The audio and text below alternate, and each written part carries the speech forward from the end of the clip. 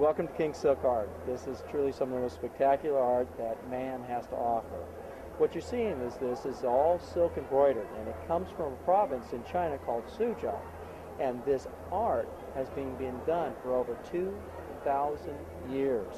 There are families that were put there by the emperor to embroider his robes. What they do is they'll take all the silkworms, they put them in these baskets and feed them on mulberry leaves. Once the silkworms have matured, they spin into a cocoon. And here's an example of a cocoon stage. The cocoon itself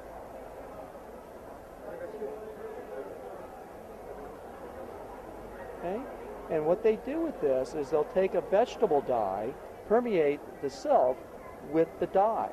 So what you're looking at is an organic to an organic.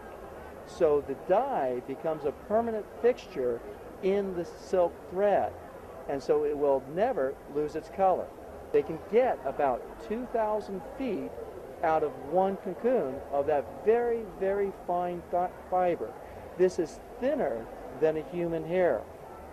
They'll then take this and literally just start stitching it. As part of it, the first thing they'll do is they'll split the thread down to a specific count of the thread itself. The thread starts with a total of 16 strands.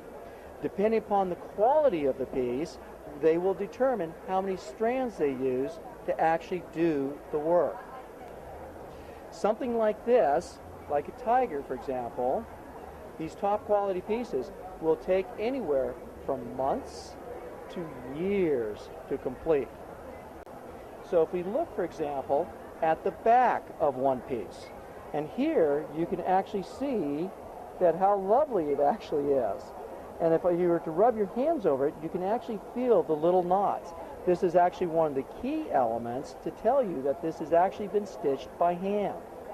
So in fact, if you turn it over, and there's the front.